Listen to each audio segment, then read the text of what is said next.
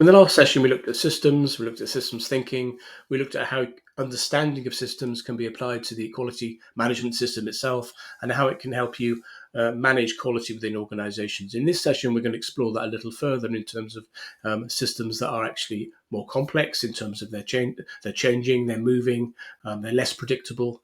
And essentially, the discussion in this session really is all around worldviews, how you see the world around you in terms of, do you see the world as we described in the last session? Is it more on the left hand side of this slide in terms of you think it's very ordered, very predictable, very structured, or is it more on the sort of right hand side of this slide in terms of you feel the world around you is more chaotic, more random, essentially more non-ordered in terms of the way it behaves? And we as individuals tend to put ourselves somewhere on this spectrum in terms of these two opposing views of the world, one of order and one of non-order. And very often organizations place themselves towards the left-hand side of this sort of spectrum because they feel that they want the world to be more ordered, more structured, and more predictable. And the conversation will come on to in terms of, it really is that how the world behaves around us? Is it very structured and predictable, or is it very, very chaotic? And then we'll come on to the role of complexity to describe, actually it's the answer to that is actually both.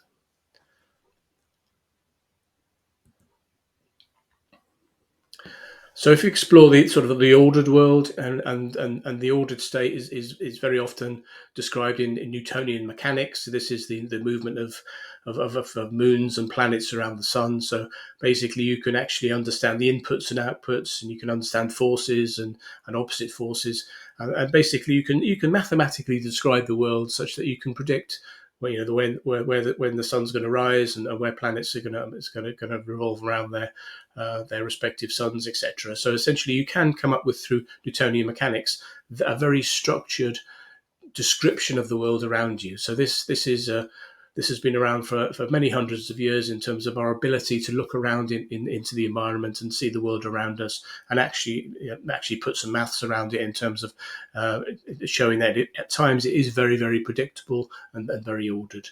Now, this concept of orderedness and predictability evolved into management science in terms of how you treat organizations and people and processes as machines with inputs and outputs.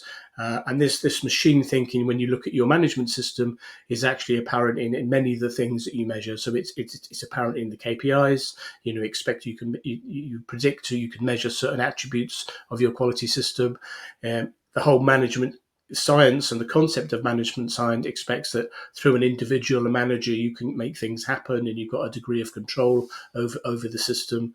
And this leads to standardization and best practice and performance and scorecards and change plans, and the whole concept around process excellence and lean is really based on this direct relationship between cause and effect, such that you can actually look at the organization itself and actually modulate it in terms of the inputs and outputs and the behaviors that it exhibits. So this is one very extreme form of view of the world, but it has actually manifested itself in terms of what we generally consider to be management science around this, in terms of the way that managers treat organizations, and then they treat businesses in terms of their ability to manage change and create change within that environment. Now, if you look at the other end of the spectrum, really non-order, this really is reflected in terms of another form of physics, in terms of the laws of thermodynamics, in terms of the expectation is you just leave a system, it will generally migrate to a very disordered state. So it starts at a very low entropy state and is very structured, and eventually everything moves to this equilibrium, and then this disorder increases. Now, this concept of basically this increase in disorder within the system was actually sort of used by economists in terms of how it describes markets. So a lot of the what do you call market forces and the invisible hand of the market ensures that supply versus demand. So the whole concept, if you just leave the market to behave as it is, then basically supply and demand will actually be balanced. And this concept of trickle down economics, in terms that ensures that the wealth of the system actually trickles down to those that need it. So basically, the concept here is not intervention within the system and trying to modulate it and create behaviours. It's basically basically to let the system just flow, run riot, if it were, in terms of allowing it to come to a natural equilibrium. And obviously, these two non-ordered and ordered states are very, very different, but they are actually apparent in a lot of the management of systems you see when you look around organizations today. And there's this non-ordered state is very often you see in sort of capitalist markets, in terms of allowing the economy just to behave, and then there's very little government intervention in terms of trying to modulate that economy. So the next couple of slides really discuss how successful those two opposing views of the world have been in terms of translating into outcomes that benefit the world in terms of being successful. So on one extreme is the ordered machine thinking view of the world. So a good example of machine thinking is actually the education environment within the UK. There's been fewer education systems in the world that are less monitored and measured than the UK, academic and school environments. So virtually every school is measured against a range of attributes in terms of measuring the ability of the school to actually improve the numeracy and reading rates of school children within that environment. And it's always been a key target within education. So basically, you've got a system here which is really focused on, targets and measures. So the question really is, does that focus on targets and measures? Does that focus on treating schools and children and the education environment as basically machines? Has that translated into success? But actually, the general conclusion is it hasn't. So the UK, for example, has one of the lowest numeracy and literacy rates in terms of its ability to demonstrate those attributes compared with peer schools in other countries. So even though there's been a great focus in terms of measurement systems and treating the education environment in a very machine-like way, that has not actually translated into positive outcomes in terms of the ability of children to read and write after they go through schooling. Now, if you look at the opposing view of the world, where it was one of ways you let the system migrate to an equilibrium, you don't intervene, you don't measure, you just basically let it flow. So this is the world of market forces and basically letting the system go to an equilibrium.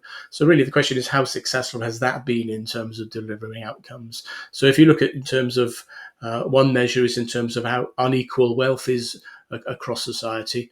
You find actually, one of it's in terms of the UK itself, it's in the top sort of third in terms of how unequal income is in society. In terms of, in fact, it's a third worst in terms of the OECD countries in terms of inequality within society. And really, to date, there's been a lot of discussion, but there doesn't appear to be any evidence this allowing the system to just migrate to an equilibrium has actually benefited everybody. And there's little evidence really there's been a trickle-down effect of wealth in terms of wealth trickling down to those that need it. And actually, the top 26 billionaires own over half of the global wealth.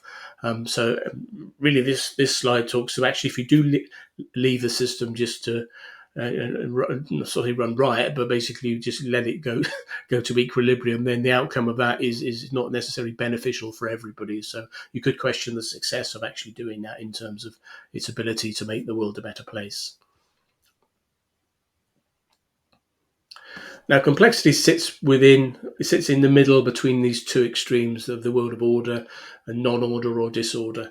It's in the middle ground. It's not too light, not too tight, not too loose. Basically, it allows variation. So, one example of an environment that's complex, where it's sitting in this middle zone between order and disorder, is actually the hospice movement in the UK.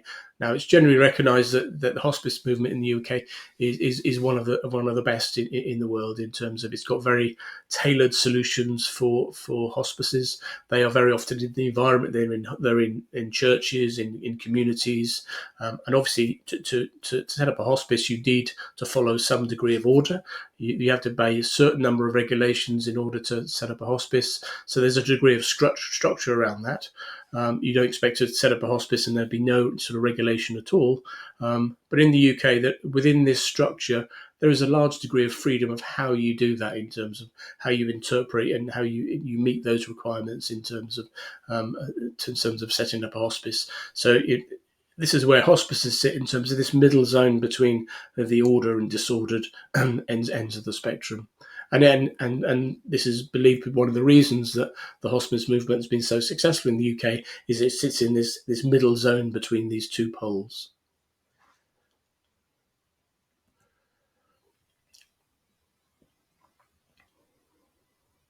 Now, we talked about lean thinking in the previous session, so this really is to sort of circle back on it in terms of very often lean thinking is a very machine view of the world in terms of its ability to actually see processes and organizations as machines. But to be perfectly honest, it's not always delivered the full potential, especially within healthcare environments. And the reason for that, as we covered in the introductory session, was organizations are complex. They're changing, evolving. They're not machines.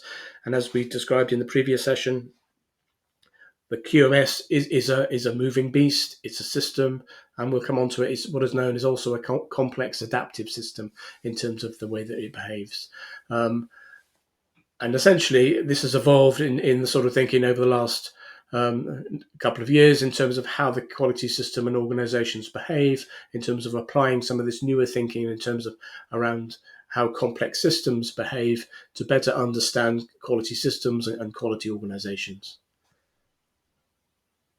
So this slide covers some of the continuous improvement methodologies that have been very successful over the last 3 decades in terms of the Deming cycle, in terms of plan, do, check, act, Six Sigma in terms of reducing variability within systems, Lean in terms of reducing waste and basically helping the system flow to meet value in terms of delivering value to the customer. So essentially, these have been very successful within manufacturing environments over the last sort of 3 decades. They are very machine based. They tend to look at organizations and processes as machines in terms of inputs and outputs, and they are as a concept they're very engineering based in terms of their perspective. Now, when we come on to complexity, that's slightly different in terms of this link between cause and effect that is very important within engineering tends to break down within worlds that are very complex. So complex systems are changing, evolving, and very hard to predict. So they're not areas that very often engineers are very comfortable with. So examples of that would be economies, how crowds behave, how shoals of fish move, and this link between cause and effect doesn't always hold. And there's a growing body of research around your quality organization, and your QMS is actually a complex system. It doesn't necessarily obey all of the expectations of this link between cause and effect. So a lot of the methodologies we talked about in the previous slide help, but there comes a point where if a system is moving too much, it's almost impossible to apply some of the techniques that have been very, very successful in more of a machine-like environment in terms of outcomes.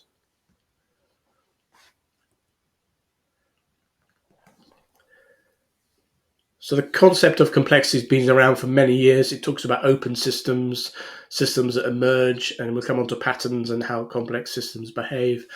This is an excellent book by Gene Bolton and co-authors in terms of embracing complexity. It's well worth a read in terms of some background to understanding complex environments and complex systems. So that I really would encourage you to dip into that book in terms of some of the background to what I'm going to talk about in terms of how complexity is overlaid on top of the QMS. Now, complex is, as we touched on a previous session, is not the same as complicated. So just to recap, if you've got a very simple car key from a few decades ago, it's a very simple device. You can predict cause and effect. A car in the middle is complicated. the relationship between cause and effect isn't always apparent, but with enough experimentation or expert knowledge, you could understand that. Now, complex systems like the traffic, the way traffic behaves on the motorway and the freeway. So basically, it's very unpredictable. It's constantly moving. It stops, it starts, and to try to understand cause and effect is much more difficult. Um, and the world of complexity, really, it isn't a theory. It just describes how the world behaves. It just basically it is what it is, and basically it's not a framework so much. It's basically it is the way the world around you actually behaves. So my personal view is sort of mechanical look and perspectives on organisations and environments and business systems can get you so far, and they certainly have. But that next stage, in terms of really understanding organisations and businesses, really comes from some of this work in terms of complexity, in terms of how it really actually operates. And there is a position that says actually maybe science mechanics has really chosen the wrong approach in terms of to understand how human systems behave, as opposed to how sort of mechanical and engineering systems actually operate.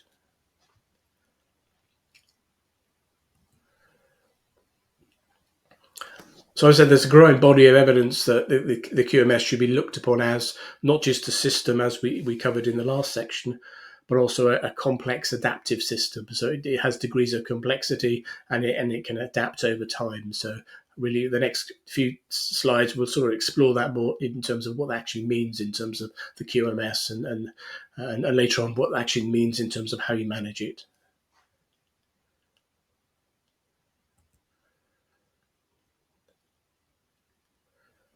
So one of the attributes of complex systems, as I said, this link between cause and effect isn't always apparent, and one of the frustrations I know from a lot of managers in terms of however much intervention within the QMS, however many CAPA, however many root cause investigations are actually generated and closed off. There's this frustration that you can't drive it in terms of compliance down to zero. You can't reduce the number of non-conformances down to zero. You can't drive the number of audit deficiencies down to zero. And generally, organizations over the last 20, 30 years probably have more or less the same numbers of issues on a day-to-day basis they did have 20 or 30 years ago, in terms of there may be different issues, but basically there is a growing body of evidence that all of these interventions haven't always generated in total control over the systems certainly within the QMS and within even the business environment in general. For this reason, complaints haven't been completely eliminated, and very often in organisations, human errors haven't been eradicated. And this is without, even after thousands of man hours of investigation and effort. So a lot of the approaches that we've supported quite rightly over the last sort of 10, 20 years, they haven't driven a position within quality systems that are actually completely error-free and actually delivered complete control. And one of the reasons for that is the QMS is a complex system, and it has a degree of behaviour that's less predictable and moving than we'd actually want. But it is the true behaviour of the system, like it or not.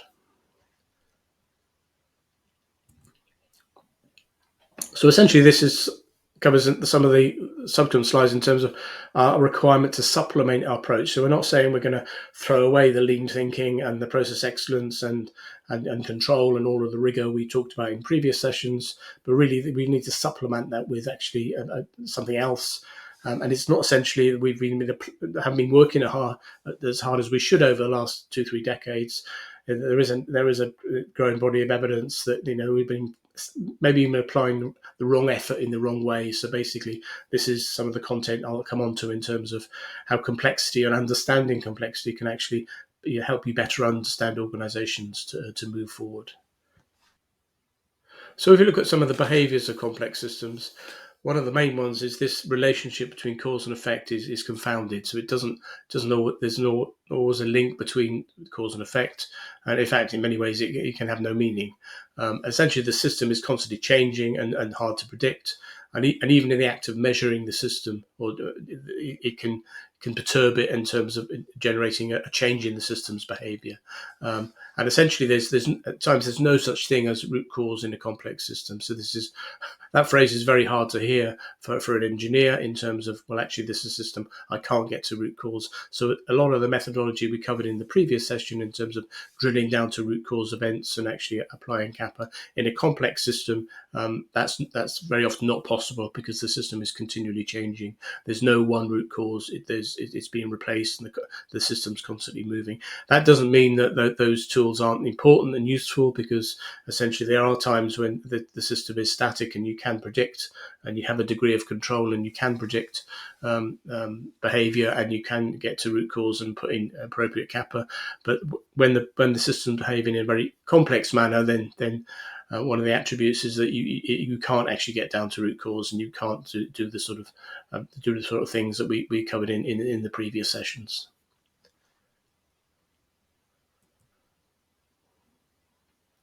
So complex systems are obviously systems. They're path dependent. So basically, that really describes they've got a history. They are as they are because of history and previous context. They're very sensitive to context in the environment. There's this attribute of complex systems in that they're emergent, they can change, and very often they can go through episodic change in terms of changing their behavior, changing their attributes and the way they manifest themselves through episodic change over very often very small periods of time in terms of, and they can change from one thing to another with very little triggers in the system to make that happen. So if you just look at it in terms of the quality system, obviously in the last session we talked about the QMS as a connected set of systems. And we talked about the connected system, the subsystems of the quality system, and we talked about the poor design of products in one subsystem in terms of design control can result in surges in non-conformances in another system. And likewise, if you've got poor supply controls, that generation of defects can lead to audit deficiencies. And again, another example would be inadequate staff training can lead to non-conformances, scrap. And so basically, all of the subsystems within the QMS, even though we often treat them as subsystems and we like to measure them as discrete environments, and we actually give those workflows very often to discrete individuals, they are actually interconnected and they impact each other as they operate. Another example would be errors in documentation can have no impact, or actually an error in the documentation can have a huge impact. So basically, in terms of how the system manifests itself, in terms of very small changes in one part of the system can have very big changes in other parts of the system, or they can have very little change. But essentially, the QMS really, as we covered in the last session, is a system, and those subsystems are actually interconnected. So one of the attributes of a complex system is obviously it is acting in a very systemic manner. Another attribute of a complex system is scalar. So basically it operates at different levels. And we can see that within QMS in terms of, if you look at the documentation within the QMS, it has a very scalar nature. In the very top of the QMS, you have the quality policy, which describes the intent of the QMS. And then below that, you have the individual policies, which is the intent of the QMS subsystem. And then very often below that, you have procedures in terms of how that intent should be met. And as you drill down, there's more granularity in terms of that there will be work instructions under these procedures, and then below that will be individual forms that actually would be used as an example of demonstrating you meet the intent of the work instructions. So as you look at something like documentation within the quality system, you can see this scalar nature in terms of it's manifesting itself at different levels of the organization in different ways. Now, one of the concepts of or attributes of a complex system is it exhibits variety, divergence, and it can self-organize. In terms of that variety within a complex system, it can be good. It's not necessarily good or bad. It just happens. And the history of quality management itself has been a history of sort of variety and divergence. If you've got a very small organization, very often the individual responsible for quality will have all the different flavors of quality under their remit. where the different sort of quality hats, as it were. And then as the organisation gets bigger and bigger, it'll start to diverge, and then you get these subsections within quality that manifest themselves. So you get suppliers of quality, quality operations, regulatory affairs, document control, design control. So essentially, as the quality management has evolved over the last 50 years, these specialisms have began to evolve, and to some extent, it's self-organized, into subgroups in terms of how they actually behave, and in terms of and their attributes. So, if you look at something like regulatory affairs, it's very, very different to how design control is set up. And if you look at regulatory affairs compared with document control, it contains different individuals in terms of their skill sets and their attributes. Basically, within a very small organization, you wouldn't have that necessarily. You'd have a single individual that's responsible for everything, as the system hasn't had time to evolve and sort of diverge into and self-organize into various subsets.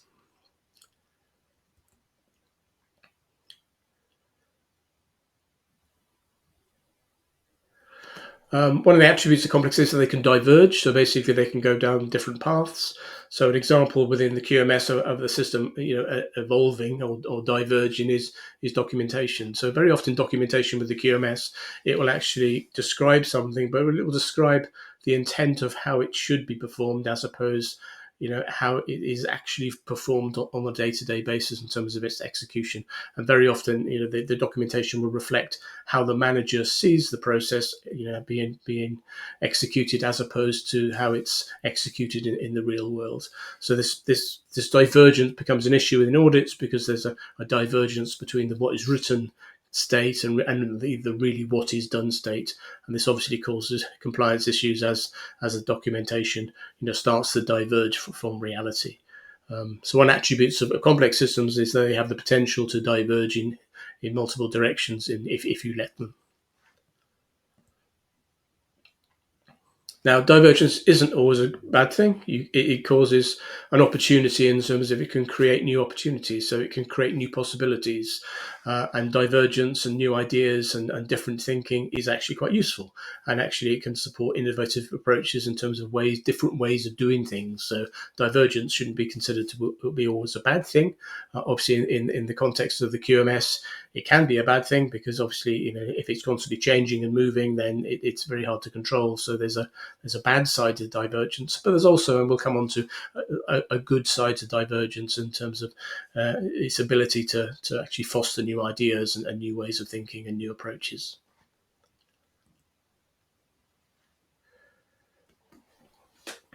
One of the attributes of complex systems is there's a degree of contingency. They behave, and actually their future, there is more than one future. So basically, there are potentially more than one futures for any quality organization. So almost all quality organizations, or organizations in general, they are as they are as for reasons of history, basically historical reasons, and they've come to their structure in terms of the way they behave, their culture, for reasons of the past. And the QMS is no different. And if you look at the macro level, every QMS has history.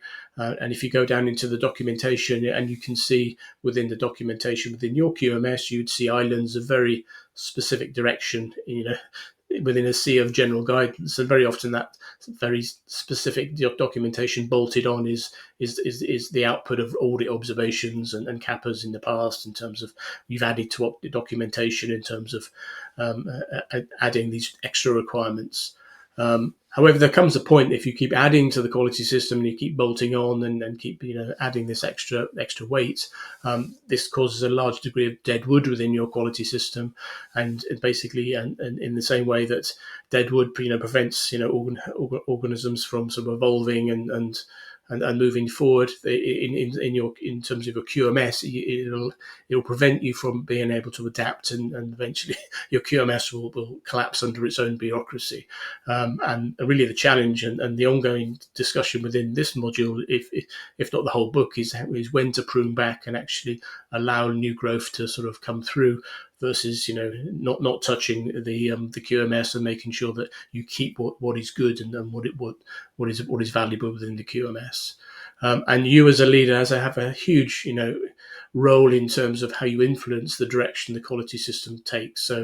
Um, so the take-home message from this slide is really, your future isn't predetermined, driven towards a new equilibrium. And several factors can increase the potential for this tipping point. So in terms of episodic change within your QMS, you can think of it, there's quite a number in terms of external factors. There's regulations that basically drive quality systems in one direction. So IVDR and MDR is a very good example over the last couple of years. The business environment may change in terms of driving change. A great one is new technology will come along in terms of, so a good example is EQMS in terms of there are platforms and systems available now that weren't available 10 years ago. That drives a degree of change. And there are also internal factors within your organisation in terms of the expectations of your business partners of the quality organisation, but also the leadership within your quality organisation. Leaders bring their own attributes and their own vision and their own views. And very often, as you get a new quality leader within an organisation, it will drive a different response in terms of the expectations, and that's not just the leadership and at the management level, but obviously the leadership at the very executive level, that the executive board very often will have very specific and sometimes different views of how the quality organisation should behave going forward.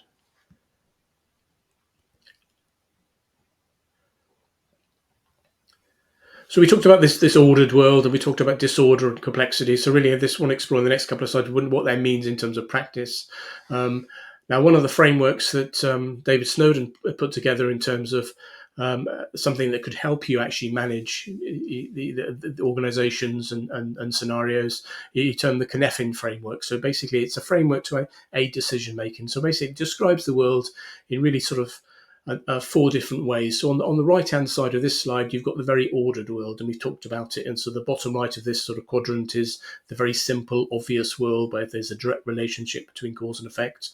So it's the world we'd understand, the light switch we talked about in the previous session. That will be a simple device. Above that, it's still ordered. You've got an example would be the car engine. It's very complicated, but again, there's this link between cause and effect that's still apparent. So basically, on the right-hand side, you've still got this orderedness and this direct relationship between cause and effect. On the left-hand side of the quadrants is basically you've got a world that's more sort of disordered in terms of, in the top left, you've got the complex world we talked about in terms of the relationship between cause and effect doesn't always hold. It's continually moving. And then the extreme is the bottom left, where you've got a world that's completely chaotic. So basically, in any scenario, you can look around the world around you and describe it in different ways. You could say, well, actually, this is the world behaving very simply. This is the world behaving in a complicated manner. This is the world exhibiting a degree of complexity, or actually, this is the world where it's actually completely chaotic in terms of the way that it behaves. And very often the complex and the chaotic world, this relationship between cause and effect doesn't hold. And often you can only understand the world through hindsight and basically observing it. And very often it's very difficult to predict what the future is in terms of the system behaving. So on the slide is a great YouTube link where David Snowden just describes how he evolved this framework, and we'll come on to its uses in the next couple of slides.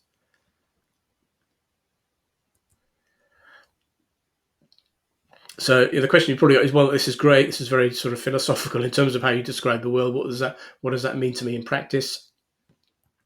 So one example I'm just going to use as a model to try and explain the four different ways the world can behave, often simultaneous, is the evacuation of Kabul airport in 2021. So this was basically the Allied forces were leaving Afghanistan in a very short space of time. In probably 2 or 3 weeks during August of that year, virtually all. So in terms of balancing innovation control, if these two polar sort of conflicts between total control of the environment versus letting the environment sort of run free more. If you transpose Snowden's Cynefin model onto that gives you ways that can help you actually understand to manage this tussle between these two very often diverse and different approaches. So in the world of control, really, quality management is really about a process approach. It's about understanding the process. It's about um, treating it as a machine. So at times it is very machine like. There is a link between cause and effect. Where the system's more complicated, you need to understand there's interconnections that you need to understand. So it's beginning to behave in a much more systems way. And then in terms of a complex environment, you really need to start looking at the quality management system in a much more holistic way, in terms of very often you can't really truly understand it until you take a step back and actually look at the whole system at once. And even then, it's very hard to project how it's going to behave. And in terms of attributes that how chaos helps you, but very often one example would be the how quality management behaves during new product development. So during new product development, you need wacky ideas, you need different ways of thinking, and that's not the time for quality to step in and say, actually, have you thought of this? And this needs to be validated, and how are you going to document? It's really, that's the time the quality management needs to take a more hands-off approach in terms of the way that it behaves. So this framework is quite useful in this sort of, it gives clues or indications of how quality managers and the quality management system can actually, and how you manage quality can actually be dependent on the context of the environment you're working in trying to achieve goals for the customers in terms of things that they value in terms of the output of the whole quality management system. A further example is where you actually start to become very prescriptive in terms of your procedures, in terms of the requirements, and obviously the FDA's view is if you say something on paper is what you're going to do and you don't do it, it's the same as breaching the federal regulation. So as you increase the level of control within your QMS, which is great from a compliance standpoint, you start to begin to get to a point where it becomes more and more difficult to comply with your own regulations. And very often organizations can struggle to comply with their own self-imposed sort of contradictory documentation. So really this tussle within the QMS in terms of when to allow it to have a degree of freedom, when to have procedures to be clear enough, but not too unclear that you have a loss of control, versus making them well defined and clear such that you have a degree of control from a compliance perspective.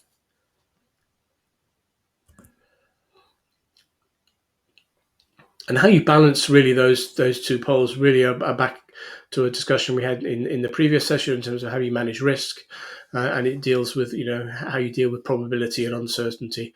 And one of the attributes of complex systems is that very often they don't obey the sort of the normal distributions and the normal sort of techniques we use in statistics. But the whole concept of managing risk in terms of managing these two poles of order versus disorder are very applicable in terms of how you manage that tussle between letting the system completely run free versus trying to clamp it down and get ultimate control. And again, the world of complexity is where you're sitting generally within life is between those two poles in terms of you're straddling two fences in terms of where you're at in terms of the world around you, and also your requirements to balance those two extremes.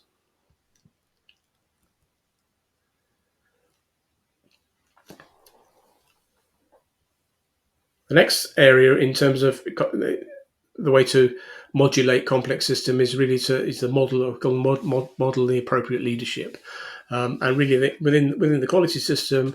The quality system is more than just a combination of its parts. Basically, it doesn't. We talk about who owns quality, even though the board may have an individual that's tasked with managing quality. Actually, the general modern concept of quality management is everybody in the organization has a role to play in managing quality, and really that there's a shared responsibility and accountability, and really you need to explain that within organizations in terms of their direct impact, in terms of their connection with the quality system and their ability to modulate the outcomes for your customers.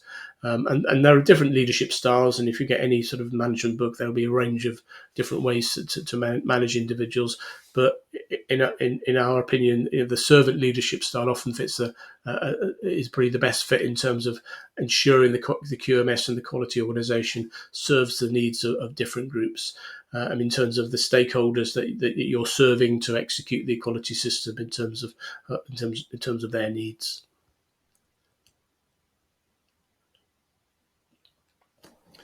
And the last area, really, in terms of how you modulate complex environments, is that despite being their complex behaviour, the quality system is not some nebulous entity that's impossible to change, and you should all just basically give up. Quite the opposite. You can make improvements, and basically look like learning a new skill or language. It does require practice, and success builds on success, and the quality system is no different. And really, you can, even though there are attributes within the QMS that's constantly moving, and it may be harder to apply some of the methodology we talked about in previous sessions.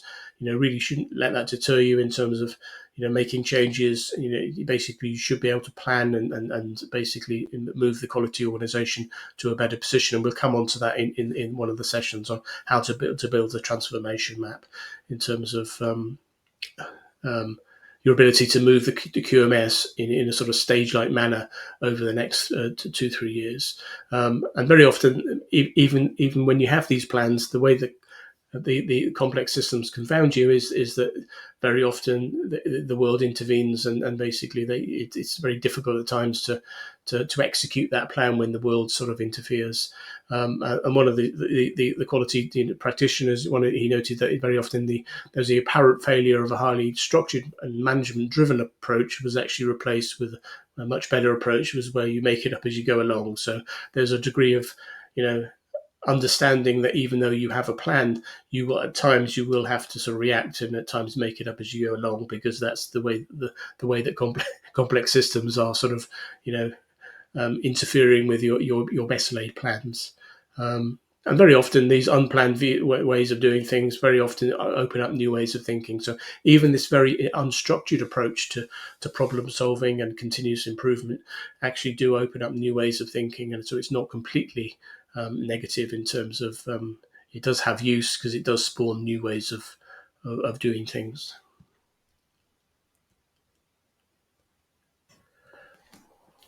So really, in summary, your QMS and the quality organisation operates at many levels, often at the same time. And really, the skill is to be able to recognise these and really sort of respond appropriately is in order to generate the outcomes you want.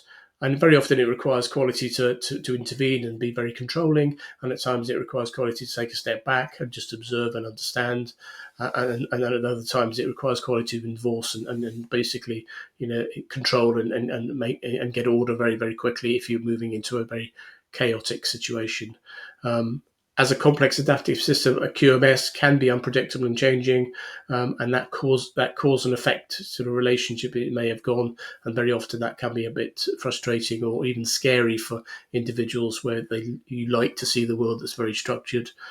Very often within complex systems, your best way of understanding is to observe it. And really understand, what are you looking at? Is it a clear scenario? Is it complex? Is it complicated? Or is it chaotic? And this really drives your ability to make the appropriate decisions based on what you see.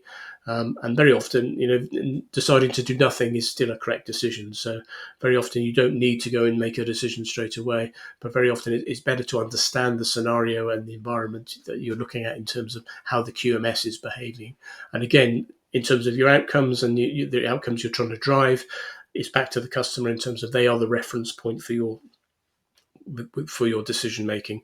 So in the next session, we'll cover some practicalities in terms of systems and complex systems in terms of the QMS and how that can translate into some help in terms of how you manage very often some of these quite nebulous concepts in the real world.